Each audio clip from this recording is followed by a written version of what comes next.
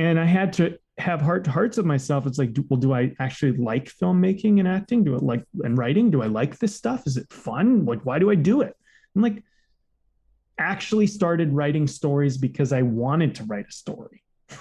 That Hmm. sounds fucking crazy to say out loud, but like I had to dismantle and take down an entire part of um my almost false identity that I believed was real. So yeah, I mean, it's am I up for this? Is maybe, Evan, I think what I'm realizing actually as I just shared that is like maybe am I up for this is kind of a question that is asking you to open a door to a room you just don't visit.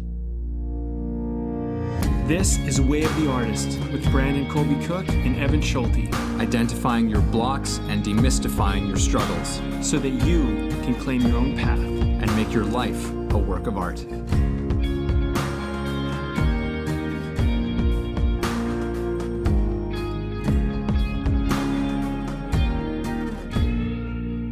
You know, sometimes we have moments where we question ourselves. Sometimes we have concerns about directions that we've taken, decisions that we've made, things that we've committed ourselves to. And this episode is all about that kind of a thing. Hence the title, Am I Up for This? This is, I think that for anybody who's doing anything creative in their life, pursuing anything creatively, whether that's artistically or, in a business or taking on a new role, in any sense of that, this is the kind of, this question can often come up, particularly when you prolong the duration of time that you're doing this. Am I up for this? It can be a very haunting and troubling question sometimes. So, but it might also be a very necessary question at times as well. So I think that we got some interesting stuff to navigate here. Brandon, what have you got to say off the top? It's something like, if you think too much, you think about it too much. Sometimes you got to like turn off your mind a little bit and not think about it, and you just got to go and do it and give it your best. I think thinking is a lot of the time where doubt comes from, and so you know, I I used to have a strategy when I was younger, which was like do it then think about it.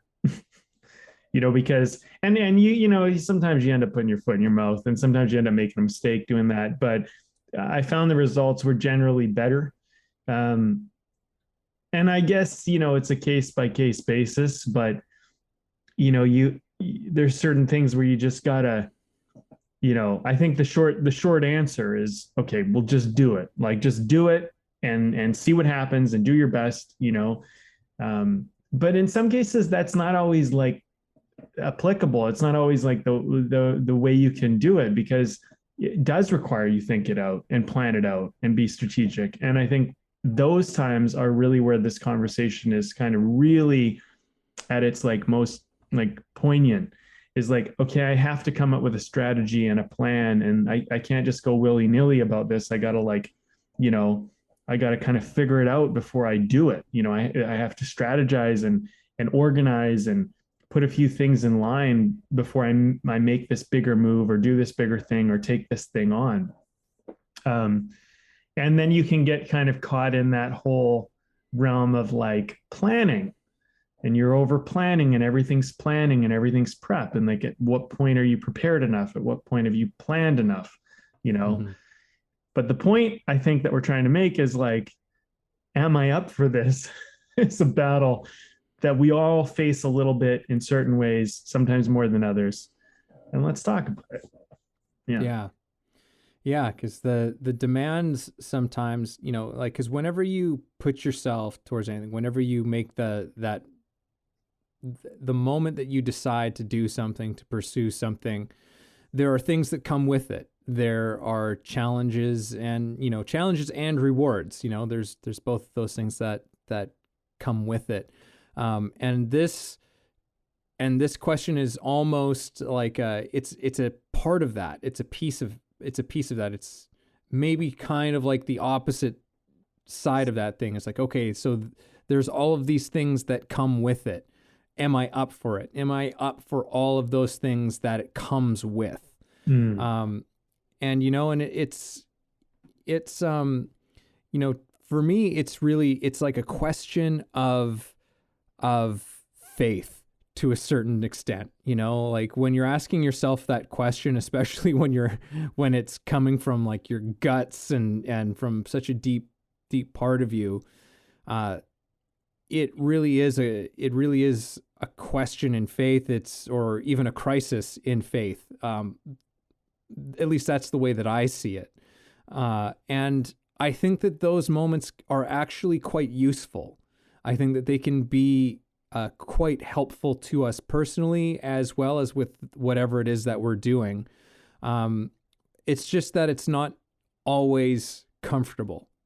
It's not always, in fact, I would say it's rarely comfortable to be in that place of doubt, because it's doubting this thing that you're doing. It's doubting the decisions that you've made. It's doubting the place that you're at. It's doubting where it might end up. It's like there's all of these doubts that are coming up, and am I up for this? Do I have it in me to continue on with what I'm doing? And I think that we have to take I think that the more that we can be with this question of am I up for this, as with as much equanimity and objectivity as possible, the better place we're in to actually maybe come to some sort of answer to that question. Because the truth is that the answer might be no. I think that that's the thing, is sometimes, and maybe the answer is yes, you do have it in you. But I think that we can sometimes, we want it so hard, so much and so hard to be that yes, but we have to leave the possibility open. We have to be open to it being a no. It's just that no, in the context that we're talking about it, can feel like such a failure. If we say no, it's like the whole sunk costs fallacy, right, can come up in this one, where it's like, well, I've already gone this far. I've already put in this much time, energy, resources, whatever it is, into this being a yes. And the idea that it could be a no can be a very scary thing. And in our culture, particularly in Western culture, I think we're very much oriented, just like, no, you've got to just keep hammering on this and hammering on this and hammering on this until it goes. And sometimes that is called for. Sometimes you do have to do that, but that's not an all the time thing. And it can often be, the stronger thing to do is to say, you know what? No, I'm not actually up for this. Because maybe the thing that we got ourselves into, we got into it for wrong reasons, right? We got into it because we thought that was what was expected of us, or we were doing it for reasons of, I don't know, being recognized, or, egotistical kinds of values. And we have to be honest with ourselves when we come up to those moments, to say, it's like, you know what? No, I'm not up for this, because this is not actually the person that I am. This thing that I'm doing is not actually reflective of what I really want to do, where I really want to go. And so when you recognize that, then it has to be a no, and in many ways celebrate the freedom that you now have from that recognition, because that's the thing. I think there's freedom in an interesting way has something to do with this conversation. I think it always does, man. I think freedom's such a big, important element to all of artistry. If you don't have freedom, if you have to do things a certain way, it's not really art. It's technical. It's systematized, right? And I think although there is a technical place and a systemized place for a lot of stuff, at some point you need to be willing to go off and find your own way, which is, I think, a lot of what our conversations are really about. And although your way might actually even look similar to someone else's way, it's your way still because it's the way that you need it to go. And I mean, unrelated, I suppose, but in related in its own way, is like we all learn different ways, and we all go about things in a different way. And like, am I up for this? You might have been doing it in a way that your parents did, or your friends did, or your community did, or your school does, or whatever. Whatever. And the thing is that you might not be up for doing it the way they're doing it. You might be up for doing it, but you need to do it a different way. And that's something I think that needs to factor into this whole conversation about, like, your approach could be different. Your path could be different, but leading to the same destination. And something that I think is really important to consider, and you kind of brought this up, is like, am I up for this? Might be a no. And it's a no until you find out why it would be. Because the why is often more important than the what. And I think sometimes we forget that, because we can get very focused on, like, well, this is what I'm doing. This is what it's for, and blah, blah, blah, blah, blah. And we get very clear because the what is like a clear, definitive direction, especially if it's a well worked out kind of goal. It's actually like measurable. And you're like, once I achieve this, then I've done that thing, and I can move to the next thing that I plan to, I'm on this plan. And it's like, yeah, but what you're doing, or what you think you're going for, why you're doing it can change, because you can change and new information can come to light. And, for example, you might say, like, I want to get married and have children. And that's something you want to do. And that's a what. But why do you want to do it? And now, maybe you didn't ask that question, or maybe you didn't go that deep when you asked that question. And maybe initially it was, well, that's what you do. And that's part of growing up. And that's what my parents expect of me, whatever. And then, like, all those things, all of a sudden, like, they don't really drive you anymore. They don't really matter. But maybe you still want to do that. But now you need to figure out why you want to do it. It's because, like, well, I want to do that because I want to bring love into this world. And, I want to, I want to raise somebody to be a champion of certain things, or, whatever. But just your why changes. And so, like, am I up for this evolves. And I think if you're saying no to am I up for this, you might just be saying no to the way you're going about am I up for this. And that's something to consider. So instead of saying, like, nope, that's the answer, I'm done, I'm not doing that anymore, maybe go deeper. Maybe just go deeper into the why, and maybe you can actually find out if you are actually up for it. You just need a different why, or a more connected why that's more in line with who you are now.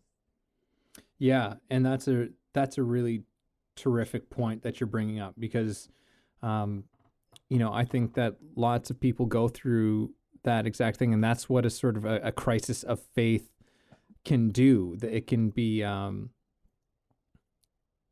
what's the word I'm looking for? It's fine. I'll let it go. But it can be conducive. There we go. There you go. It can be so conducive to finding deeper meaning in what you're doing. Finding a renewed sense of purpose behind what you're doing, because there's sort of there's sort of deep intrinsic drive that we have within us, and then there's egotistical drives that we have. And very often, particularly in the arts, a lot of our motivations can be egotistical, or at least that's the ones that we latch on to. like actors, it's just like, you know, being rich and famous is sort of the, you know, the stereotypical one, but it is a very powerful one. You know, we are a culture that's very much addicted to fame, and recognition and that kind of thing. So, as cliche as it might be, it's a very real one, and that can definitely drive you. You know, it can definitely motivate you, but there's usually a ceiling that has, particularly down the line. You know, when you're going down, like if you're in it for the long haul, if you're going to stay with it for the long haul, at some point you're probably going to confront some part of you that needs to have a deeper reason as to why you're doing it. You know, a deeper connection to the work that you're doing and the pursuit that you are, because again, even something like fame has a price. You know, like that has a cost, even if you do get it as well. And that might be a time when you go, it's like, oh, am I up for this? You know, am I up for the public eye and this thing and the thing? And you need to establish a new relationship with what you're doing. So you raise a really terrific point, which I think touches on the law of relationship. That no might simply be a matter of, I need to create a new relationship with this thing that I am doing. It's not that I have to stop doing it, but I need to have a new way in which I'm approaching this, a new way in which I'm thinking about this and I'm going about this, a different focus. Like, where am I putting my attention while I'm doing this? That is often huge. You know, like that can completely change something from being a complete just nightmare situation to being something that's incredibly inspiring as well. I want to throw it back to you in just a second here, but when you were talking, there was something you reminded me of, apart from the Laws of Spirit by Dan Millman. In the chapter about the law of choice, and choice is definitely a big part of this conversation that we're talking about here. But there's this moment where this sage, this guide that the main character meets and comes into contact with, tells him that you can never really say yes until you've claimed the power to say no. Yes. Right. Such a good point. Yeah. And I think in the book, the thing that the sage was saying is like, oh, well, maybe you should, he's like, you should divorce your wife. You know, you should just go and divorce your wife. And he's going off and he's like, well, I couldn't do that. You know, like we have the kids, you know, and then there's all the finances, and, you know, it would be such a mess. And they're like, well, you've given me a lot of reasons as to why you can't. You know, but until you claim the power of being able to say no, you can never really say yes. So until you understand that you have the capacity, in a sense, to walk away from anything, you know, that you can just put something down, you can walk away from it for forever. You can do that. There are consequences to every action that we take, action and inaction. But we have to understand that we have that power, because it is a power. Which is just interesting because we were talking about superpowers in our last podcast. But choice is another superpower of sorts, and having the power to say no gives you the power to say yes. So yeah, I just wanted to bring that in as well. It's a great point to bring in. I remember that very vividly, and we've talked about that a lot from that book. Because it is he does a really good job of kind of working that one out and helping you kind of an experience of that. And yeah, it's you know, I think one of the things that we all need to be aware of, and I think it's kind of a humility thing, you know, is that we will probably choose the path of least resistance, the most comfort, the easiest, the thing that gets us the best result for the least effort.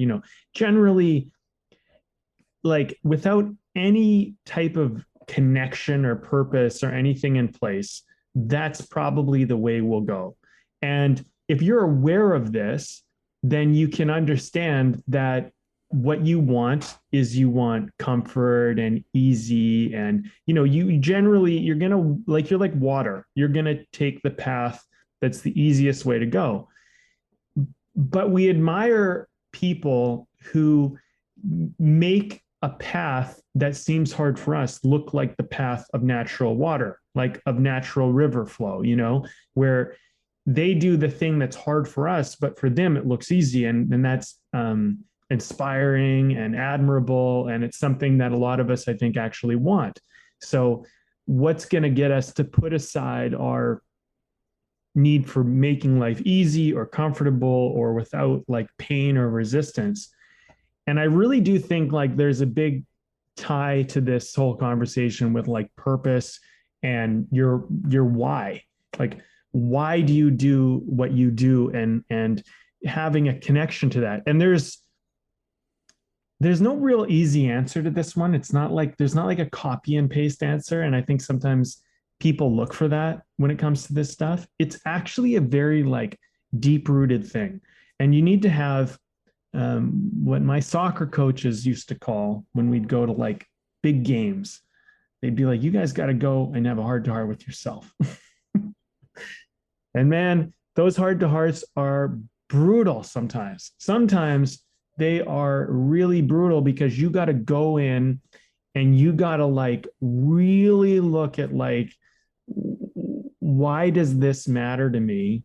And what am I willing to do to like fight for, strive for, push for, go for what matters to me? And if you can have a heart to heart where your heart aligns with your why, you will be amazed at what you're capable of.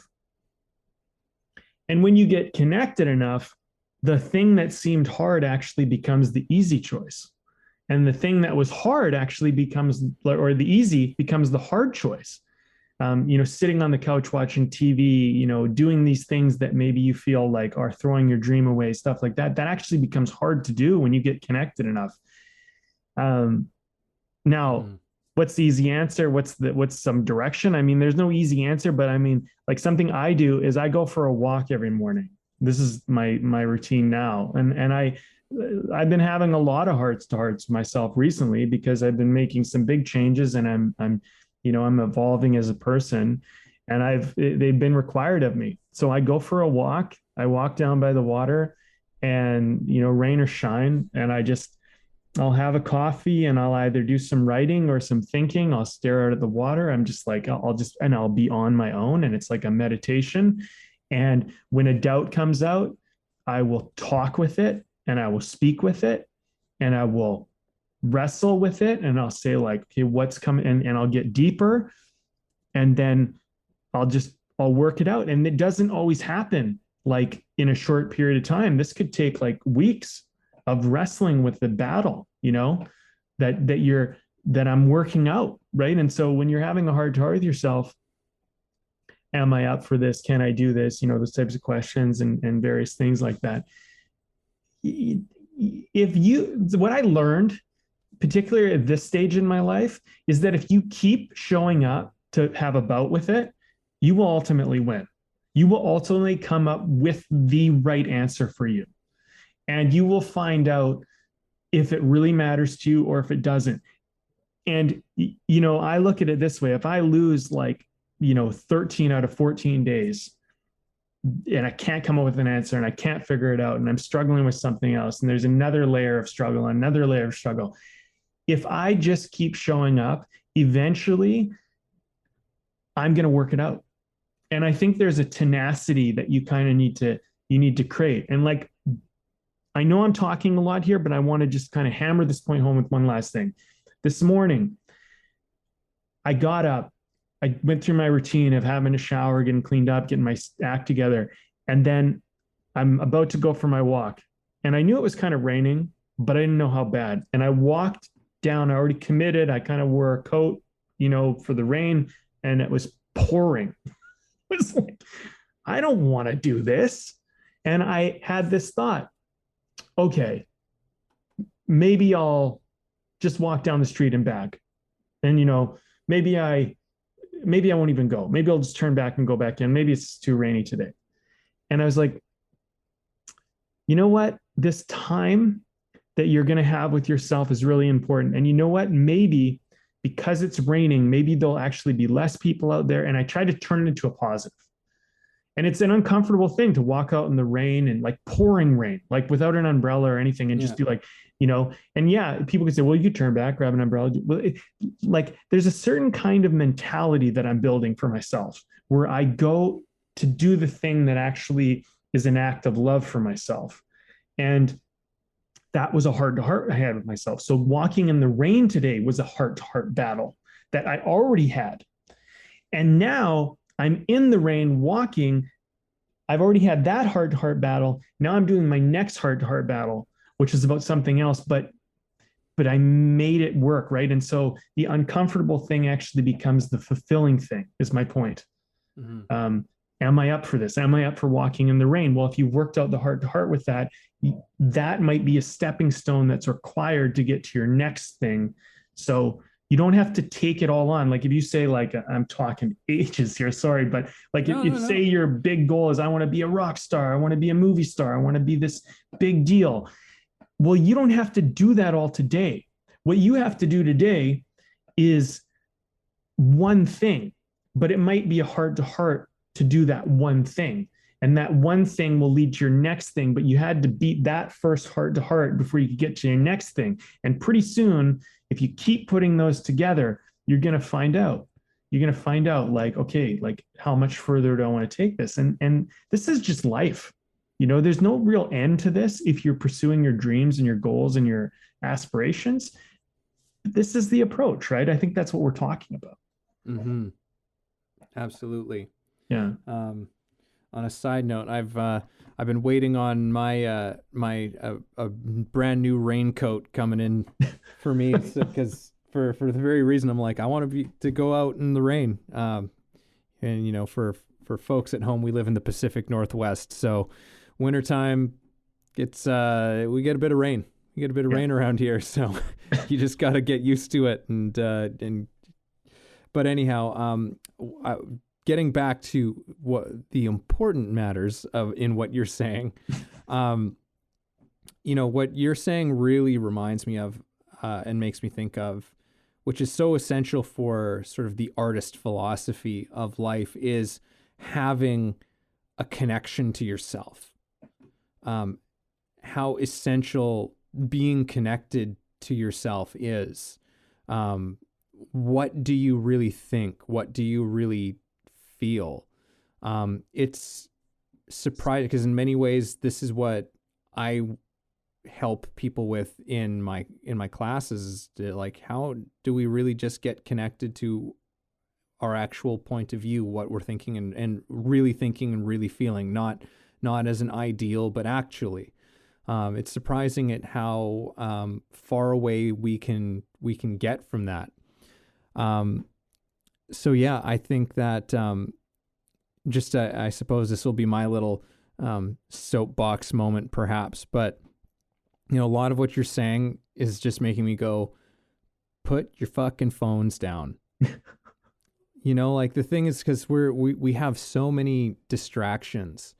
We have so many ways, not just our phones, like you mentioned, like TV and video games. Don't get me wrong, I love my phone and the things that it can do. I love TV and I love video games and I love all of this shit. But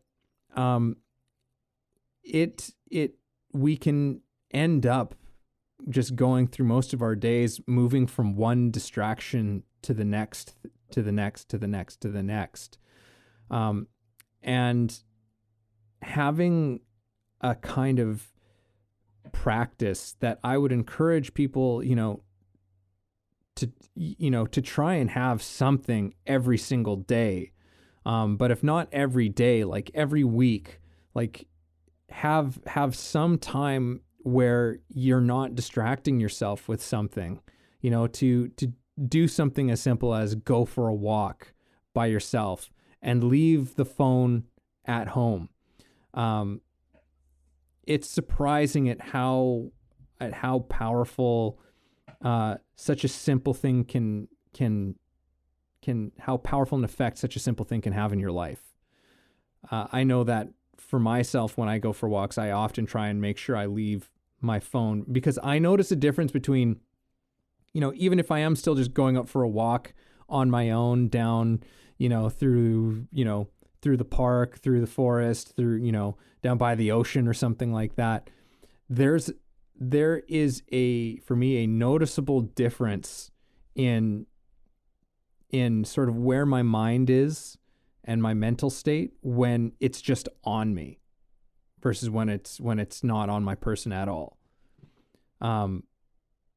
Because it's always kind of there, it's just sort of there being like, you could take a look at me if you want, and it's just like, when you don't even give yourself that option, you're just like, okay, I guess there's nowhere else for me to be.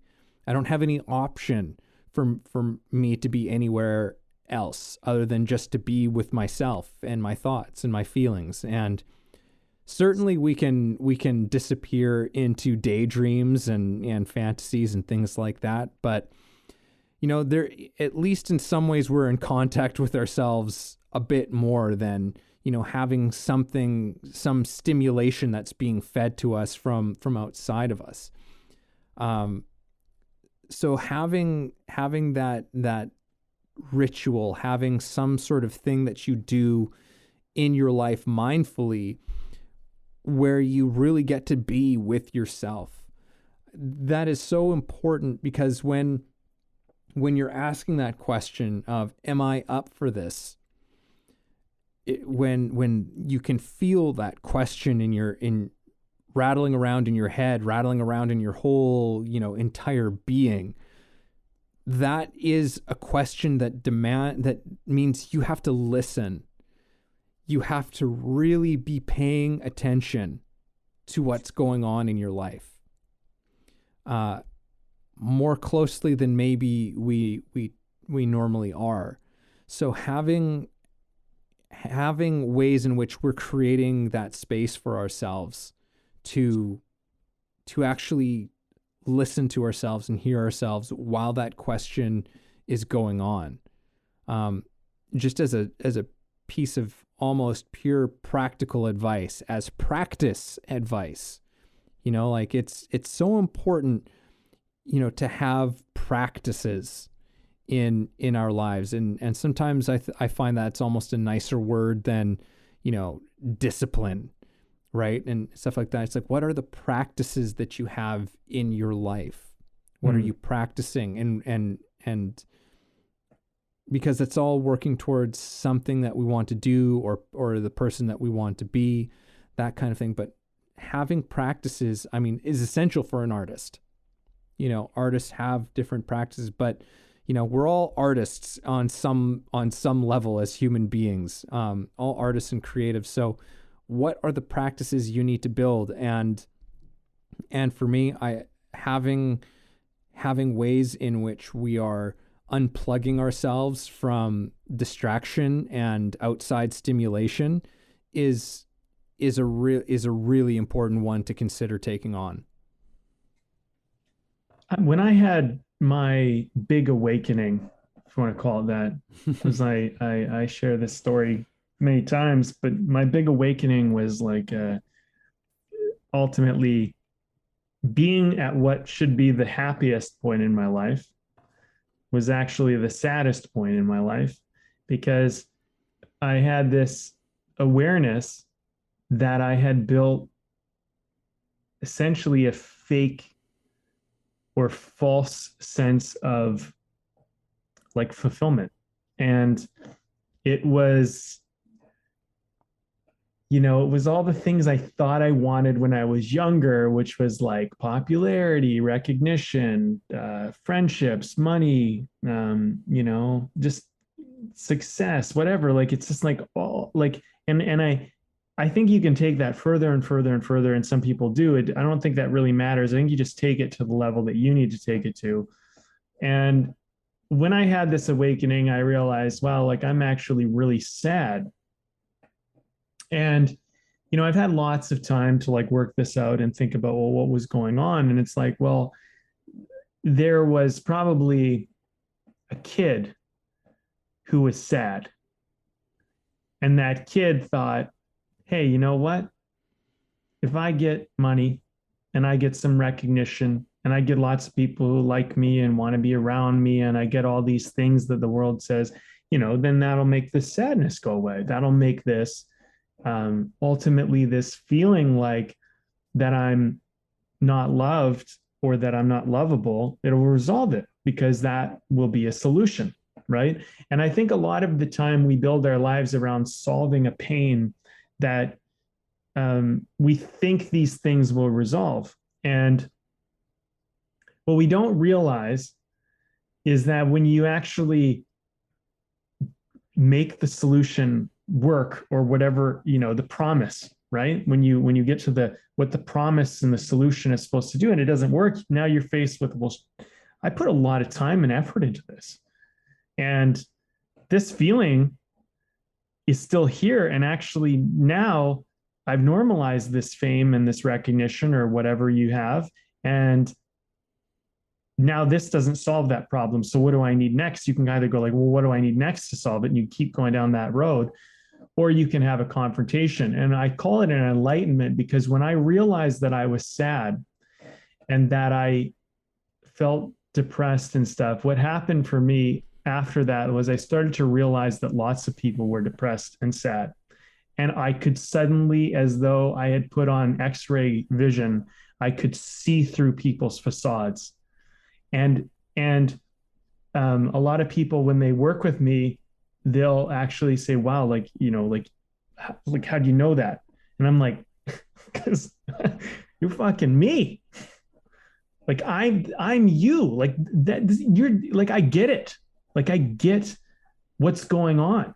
And the thing is that the heart to heart is so hard, because instead of having all this distraction and all this dance and trying to do all these things to keep ourselves away from these feelings, the heart to heart actually makes you go into that feeling and sit with that feeling and be with that feeling and, like, you know, work through that feeling. And that's fucking brutal sometimes. It's just brutal. But you start to realize it's like, well, you know, sadness and depression and these feelings of doubt, they're human. They're part of the human experience. And these things that you dream about, these things that you want, this may be this great piece of art that you hope you'll create one day. I'm telling you, man, it's in those feelings. You know, the route to the mountain that you're trying to get through is through the valley of those deep emotions. And the heart to heart makes you kind of turn off the phone, turn off the TV, turn off all this stuff, you know, don't drink, don't smoke, don't do anything, and just kind of be with that. And you might only be able to sit with it for a few moments. And you're like, I got to get the fuck out. But congratulations if you sat with it for even a second, because I know how hard that is. Mm-hmm. And, you know, and it's an explosion. It's like it exposes the truth, and you stop going about life trying to do a dance and pretend to everybody like, hey, like I'm okay, I'm doing well. And you can actually be you. And then building from a place of truth, right, is a whole other thing. But I do think when you build from a place of truth, there's profound and interesting things that can start to come out of that. And I feel like in a lot of ways, like I always kind of think of my, after this enlightenment or this transformation is like the restarting of my entire life, because everything up until then was my life based on an idea of who I was and how I was supposed to live. Now, the reason why I bring this into this conversation is because am I up for this was a big question for me, because everything I was doing became in question, because really everything I was doing was to get recognition, to get love, to resolve the sadness. And then once I realized that wouldn't do it, I had zero motivation to do any of that stuff anymore. And I had to have heart to hearts with myself. It's like, do I actually like filmmaking and acting? Do I like and writing? Do I like this stuff? Is it fun? Like, why do I do it? I'm like, actually started writing stories because I wanted to write a story. Mm-hmm. That sounds fucking crazy to say out loud, but like I had to dismantle and take down an entire part of my um my almost false identity that I believed was real. So yeah, I mean, it's am I up for this? Is maybe, Evan, I think what I'm realizing actually as I just shared that is like, maybe am I up for this is kind of a question that is asking you to open a door to a room you just don't visit.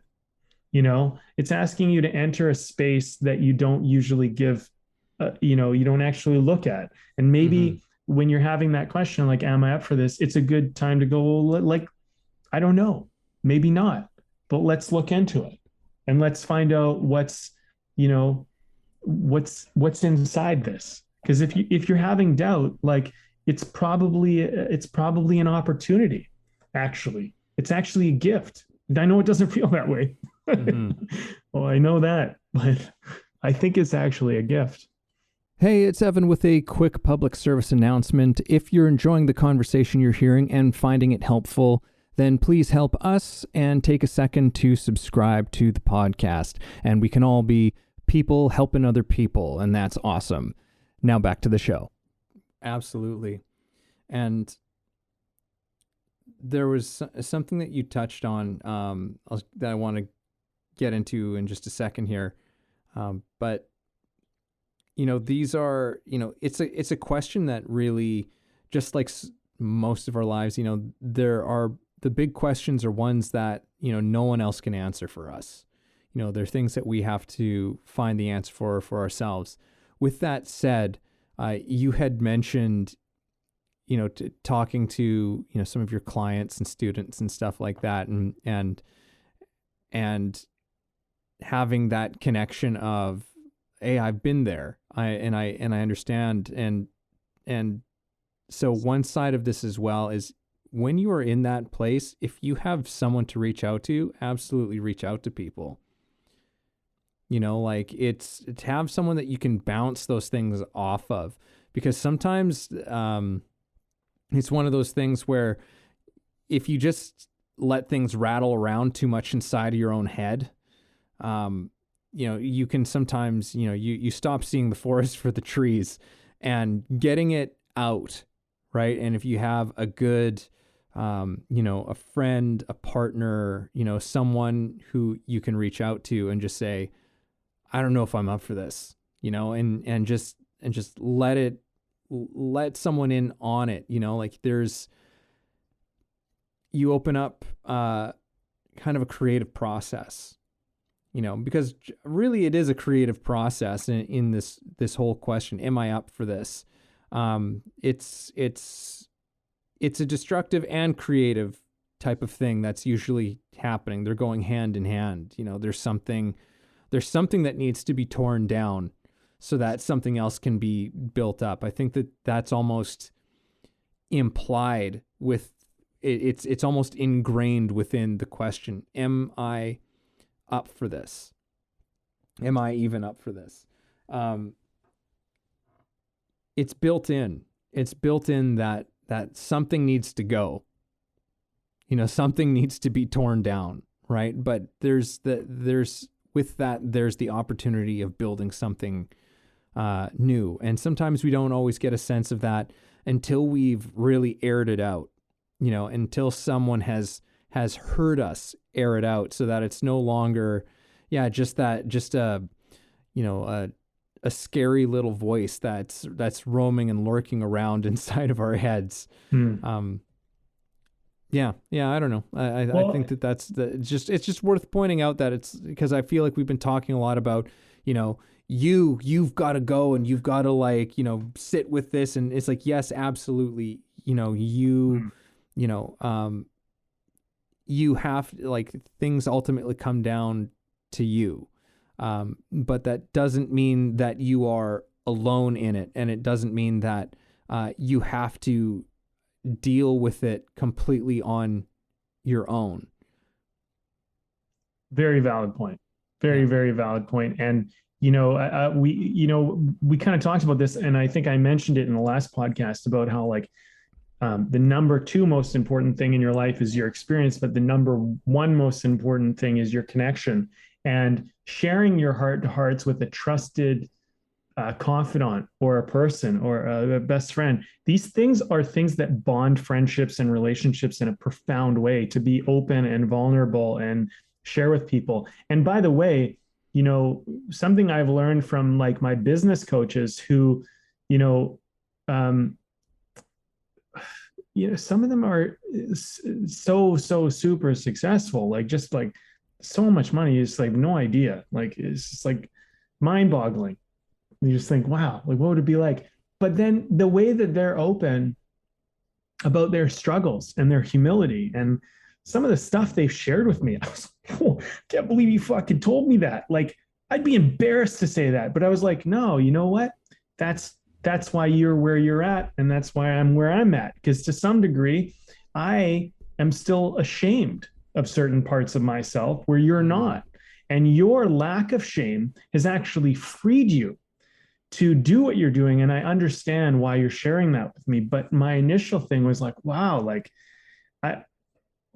and at the same time, when someone opens up to you about their truth, you develop a certain kind of trust with them, because you're like, wow, like, if you're going to tell me this about you and you're not going to hide this, like, you're really being open with me.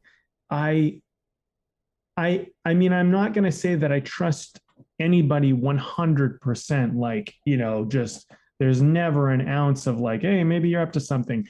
But, like, I think there's always a healthy amount of just keeping a little bit, like, okay, I don't really know this person for sure, but we do work on trust, and sharing your struggles, your heart to hearts with people, I think, is a very valid thing. I want to say one other thing, Evan, on that note, which was that we're talking about building it back. I think it's really important for people to keep in mind that if you're going to tear something down that isn't working, you don't have to know how you'll build it back to tear it down. Sometimes you just got to tear it down, and you'll figure out how to build it back when you get there. And I want people to be very weary of somebody who comes along and says, let's tear that down, and I have the way for you to build it back. Because in my experience, those tend to be charlatans and shysters. And because, look, nobody knows how you need to build it back. Only you're going to know. So if someone comes along and they say, like, I know how to build you back better, all that bullshit, like, fuck that. You know what I mean? Mm-hmm. And I'm just saying, like, look, you're going to figure out how to build yourself. But if you can acknowledge that the way you've built yourself might not be right, and you need to tear some of that down, you don't have to have the answer of how you're going to build yourself moving forward. You just need to know that what you've built isn't working, and it's okay to take it down. And you don't have to have the answer. And I know it's super hard. Like, one of the hardest things for me when I had my enlightenment stage was, like, not knowing what to do. It's such a fucking hard and scary place to be in, but it's absolutely so necessary. So I think if you're talking with, say, a coach or somebody, or like a friend, anybody who's really experienced, who isn't trying to manipulate you or get something out of you, would probably tell you, like, look, we can acknowledge that the way you built this isn't working, so it's okay to tear it down, and you're going to be okay without anything for a little bit. But if they tell you, like, I know how to build you into something, they're fucked. That's my opinion, but nobody knows, because this is your life, and there's no way they could know the intricacies of what you want and who you really are, because you don't even know that yet. And that's going to be an investigation. And I find a lot of that investigation occurs during that time of nothingness. And it's a wonderful time, but it's a scary time, and it's a hard time too. It's the cocoon stage from the caterpillar to the butterfly, and they don't know what kind of butterfly you're going to look like. No one does, and you don't. You will find out through your cocoon stage. So I think bringing this all around, yes, talk to people. You build trust, you build connection, but be careful about taking their solutions, taking their answers about what you should do, what you need to do, who you need to be, all that stuff. Like, nah, nobody knows, man. We're figuring this all out as we go, each and every one of us, even them. And maybe they need to tear some things down. If they're telling you how to live your life, maybe they need to tear some things down. That's my opinion. Yeah, no, and that's really important because there's a lot of people who they run off of sort of exploiting and capitalizing off of people in that way. So knowing that does go on is an important thing to be aware of. Just one thing that you're talking about that was interesting and is something that I've heard in over the last couple of years is that, with the thing with a lot of systems, is that we very often, we don't know what new systems we need to build until the old ones have completely failed. So like until, something has been completely torn down. So speaking to what you're saying, is like, you don't have to know, because the thing is that you might not know what it is that you have to build, what it is that you have to create until the old thing is completely gone. Mm-hmm. Until there's no trace of it, until you've cleared the land. So now you can say like, okay, and you can really see what you're working with. Sometimes we can lose sight of that by trying to hold on to too much of the old stuff. Again, that sunk costs, right? Trying to preserve all of this stuff, which is understandable because a lot of times there's a lot of work, a lot of effort that was put into something. Yeah. And can I say this? Like, if you're trying to hang on to the old stuff, that might be what you're trying to use to inform how you're going to build yourself again. And that's part of the problem. Like, because the old stuff was the problem. So if you try to use that same material to build forward, sometimes you're actually, you're actually creating a limitation in what's possible, right? Mm-hmm. And I think, not to cut you off, but like that line between structure and chaos for the artist is, you need to be able to go into both sides and find a balance and walk through that spectrum. And I know we like to avoid the chaos. It's, it can be a scary, unknown place, but it's necessary. Yeah. Yeah. Yeah, absolutely. Yeah. And it makes me think of, I can't remember who said this as per usual, but, the quote goes something like, some people think that it's hanging on that makes a person strong, but sometimes it's letting go. Sometimes it's letting go. That's the strongest thing that you have to do. But there's something else in what you were saying that I can't remember what it was now. Can't remember what it was, but it was interesting that I wanted to touch on. But maybe you'll remember it. I want to go back to something you said earlier. It's kind of dawned on me. Was you're talking about choice, and you have to be able to say no. That I'm, I'm not up for this kind of thing. I think, with our dreams and our goals and our ambitions and things that we're doing, right? Like you need to have the option of, like I might go do this thing and realize I don't want to do it. And I think sometimes people, they feel like shame because they're like, well, like I said, this is what I was going to do. And I told all my friends and I told my family and blah, blah, blah, blah, blah. And now I'm not going to do it anymore. And it's embarrassing and I'm ashamed and I was wrong. And it's like, no, you weren't wrong. You took it to where you needed to take it. And that could happen at any point. And then you realize that's as far as that needed to go. Yeah. It's not like the stuff you did doesn't matter anymore. Honestly, for me, I don't know if I actually even want to be an actor anymore. I still love acting. I love working with actors. I love all that stuff. It's yet to be decided. But I can tell you this, everything I did with acting, I appreciate and I value, and it helped me so much. It helped me come out of my shell. It helped me connect with a lot of great people. It helped me work my emotions. It did so much in serving me in so many ways. Whether I continue with it and continue to do it or ever do it again, I don't know. But it was a necessary part of my journey. So if there's something that you're doing, don't worry if it doesn't become the ultimate thing or you finish it or something. Look at it as like acting for me right now was more of a boat that got me from one island to another one. And now I'm on this other island and I don't really need that boat.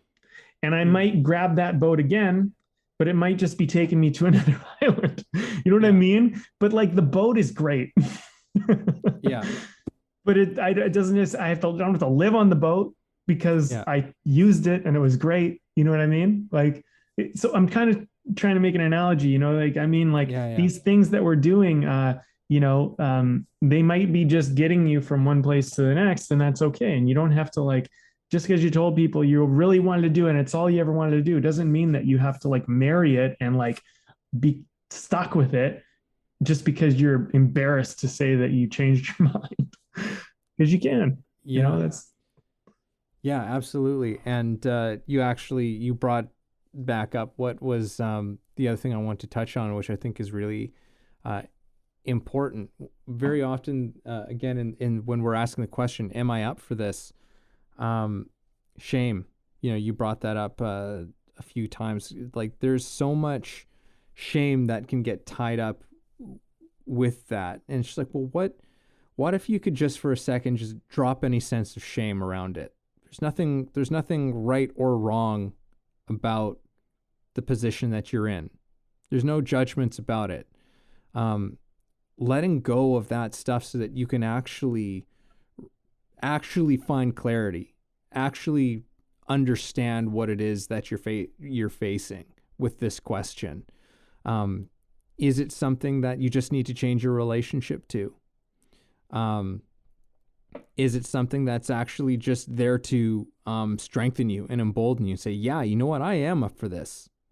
Or is it something that that is there to say, it's like, no, this is, you know, you've taken this boat as far as you can take it, or you've taken this boat to where it was supposed to take you, and now it's time to leave it at the shore, right? And it was there just as a means of getting you to this place. And maybe you don't know what this place is at the very moment, but explore around where it has taken you and find out, pay attention, and maybe you'll start to see why it was that you had to do that, why it was that you had to pursue that thing.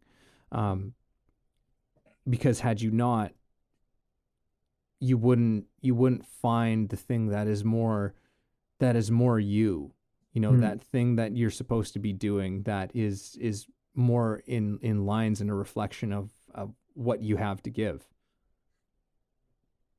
Yeah, you know, and one other thing too is like you've kind of pointed out as like because I usually call it vision, but you've referred to it many times as your calling. And in a lot of cases, you know, this is a good time where it's more your calling and you feel called to something.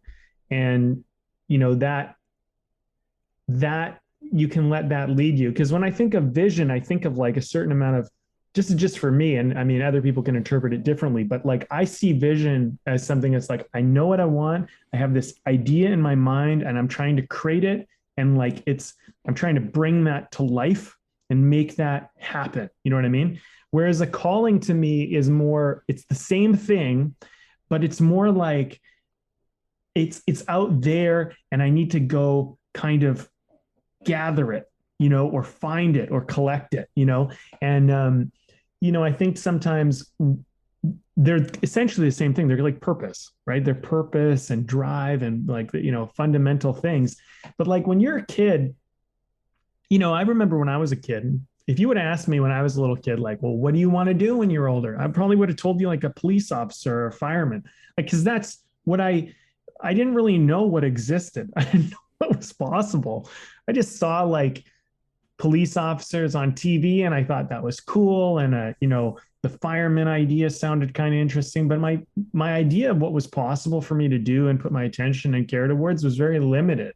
Um, and as I got older, those things, they became less interesting to me and less really, I didn't have as much of a calling towards doing stuff like that. So it changed. And I think what we need to keep in mind is that um, you, whatever you're doing right now, you're working on the best information you have. And when you go further down that road, you might get new information, and new information might change what you want and why you want it. And, and I think like if you have purpose, the hardest things are actually pretty easy. But when you don't have purpose and true connection to something, and you're doing something without it, it's really hard. It's really difficult. So you might not be up for it. And that might be okay, because that's just going, oh, well, you know what? I don't really have a lot of purpose for this anymore. My care for this, or my passion towards this, has just changed. And that's fine. I think this is something this conversation is bringing to light for me, is that we are evolving. And it's important for me to remind myself, and I suppose our audience members, that like we are evolving. And sometimes saying no and being like, well, I'm not up for this anymore, but I've evolved, and maybe that's a good thing. Maybe actually saying no to this is actually acknowledging how I've evolved, as opposed to like trying to keep doing it is actually ignoring the fact that I've evolved. And that's an important part of the whole kind of creative conundrum Yeah. that we are in. Yeah. Yeah, I absolutely. And I mean, even you think of someone like, whatever you might think of him, but, someone like Elon Musk, it's just like, here's a guy, he started a way of paying for shit on the internet, and then, and now car company, now he's making rockets, like, it's just like, it's evolution, right? Like, it's not staying still. You are a human being. You're changing. Your interests are changing. And, it doesn't mean, because there are people who can never really commit to something. And that can sometimes be the mark of a destructive habit as well. But sometimes there's also just a sense of, well, no, it's time to leave something behind. Like it's time to leave that behind and pursue something else, because you have evolved, and you have a new understanding of what it is that you really want to be doing. And, what more is there really important in living your life than that? Than understanding what it is you really want to be doing, understanding more what you're really, truly passionate about doing. Like that's, in many ways the way of the artist. It's like, it's about continuing to follow that passion wherever it will take you, and being open to it taking you, moving with it, and not fighting it. Yeah. It's been a good kind of dive into this. I feel like this is one of those things where it's like, you can keep kind of talking about it, and you keep kind of working the angles of it, but at the end of the day, I think what's important is like, I think we're always trying to just encourage ourselves and others to feel a sense of fulfillment and peace and happiness in what they're doing, that isn't like reliant on having some outside validation or some outside thing. These things that, like, one thing that I've learned in my life in this stage has been to really embrace where I'm at as like a beautiful thing, as a beautiful part of my journey as a human being. And my shame can sometimes come around like things like, I should have succeeded earlier. It took me long to figure this out. I'm late to the game, whatever. I have a client who's 50 years old, like over 50 years old. And he said, I feel like I was asleep for 50 years. And I've just found like, and for the last couple of years, it's made incredible transformation, but it's like, and I feel like I've just in these last couple of years, like found what actually gives me purpose and whatever. And, you know, it's just so amazing to watch him transform because it's like you found it. You found something that gets you excited, gets you out of bed, makes you feel purpose in your life. And he said, like, for 50 years, I told these victim stories about how I wasn't smart enough and how my parents didn't love me. And he's just like, and then I I I found this, and like he got a little bit of an inkling of like where he could put his like spirit into, and like he's literally changed as a person. Like you wouldn't even recognize him, and he just got like an offer for his like first movie that he's ever going to act in.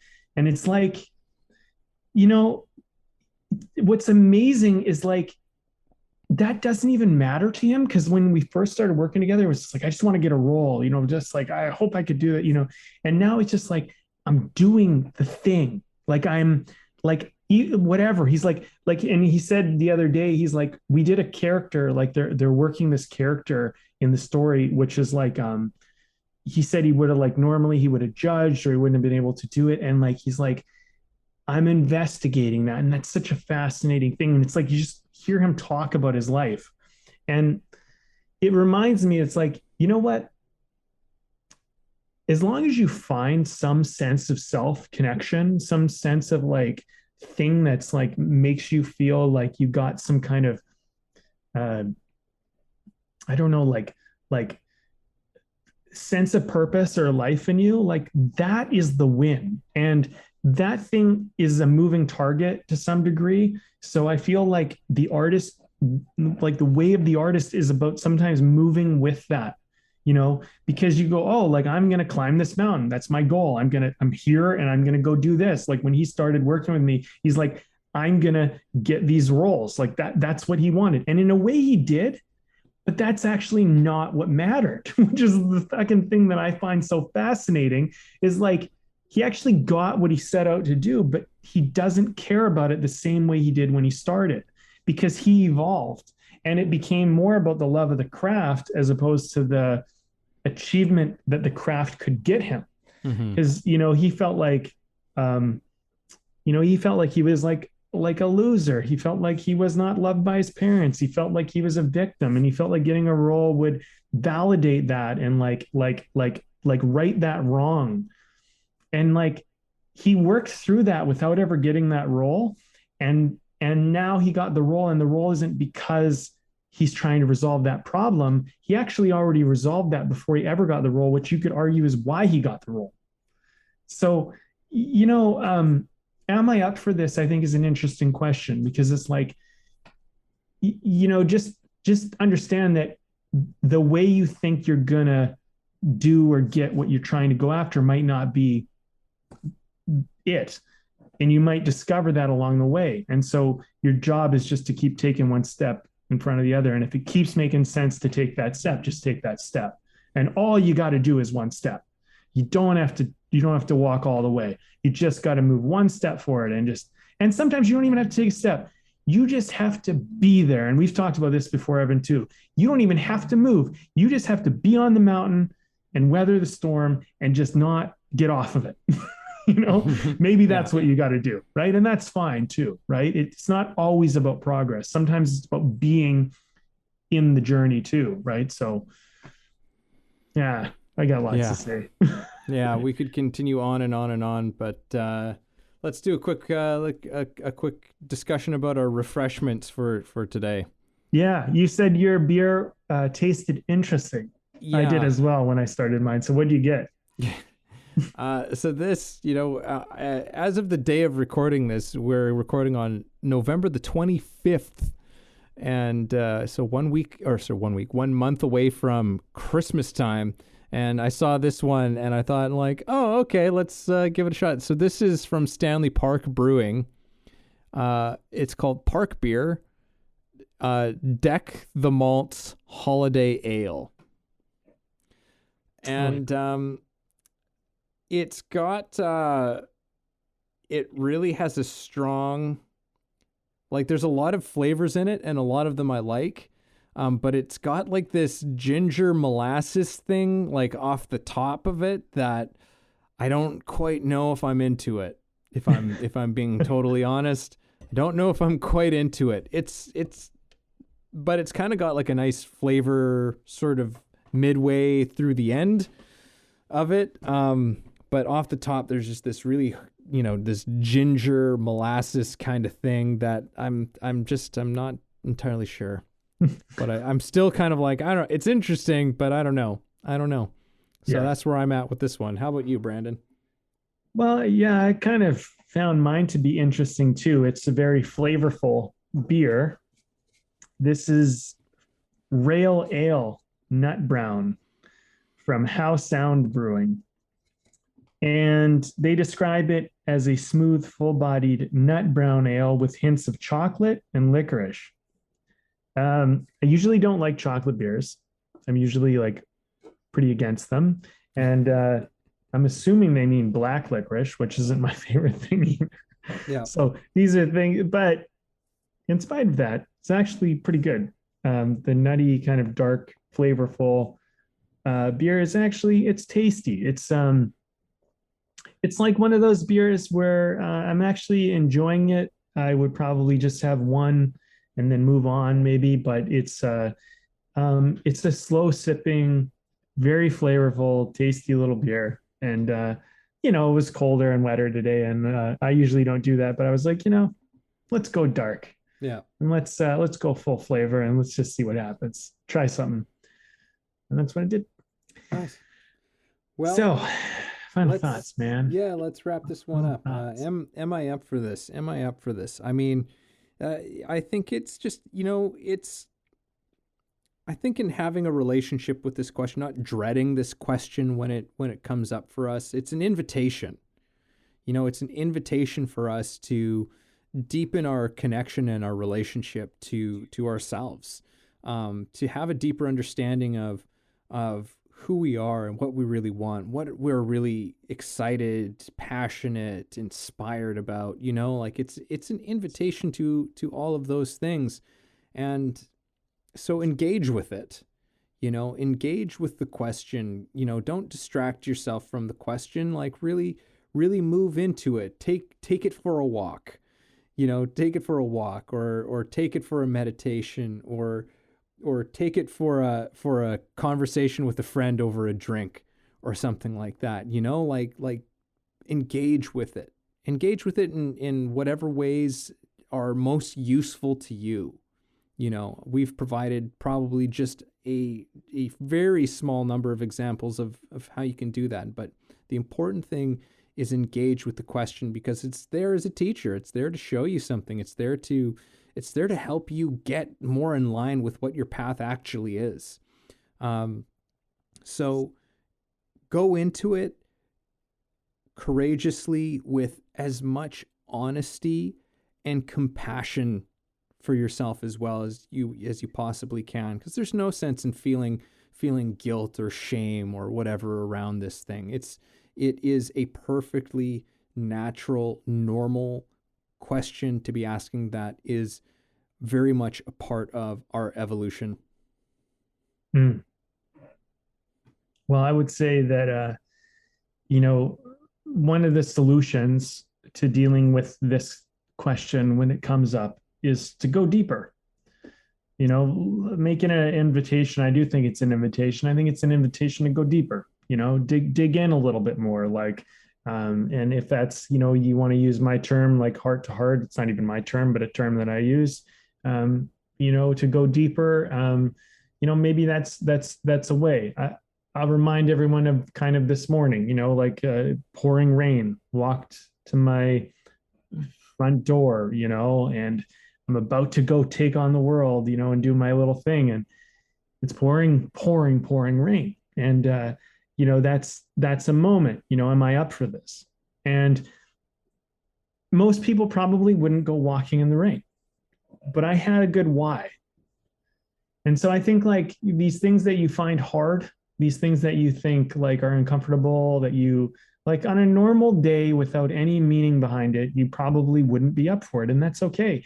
But ask yourself, like, is there more to this than just comfort or ease or whatever? Like, is there, and if there is, then by all means, like that's enough. Go do it. You know what I mean? And if there isn't, then maybe don't, you know? But if I'm just going to go back inside in the warm comfort and then kick myself thinking I should have done it, I should have gone for it, then I was up for it. And I should honor that. So I hope that when you ask that question of yourself and you have a heart to heart and you go a little bit deeper, that you don't go back and kick yourself, that you go forward and do it, and you see how far you can get. Thank you for listening in on our conversation today. We hope you found something helpful that you can carry forward with you. Head over to our website, wayoftheartist.com, for more free exclusive material and learn about the show. If you haven't already, please support us by subscribing to the show, sharing it with people you know, and keeping compassionate, creative conversation going.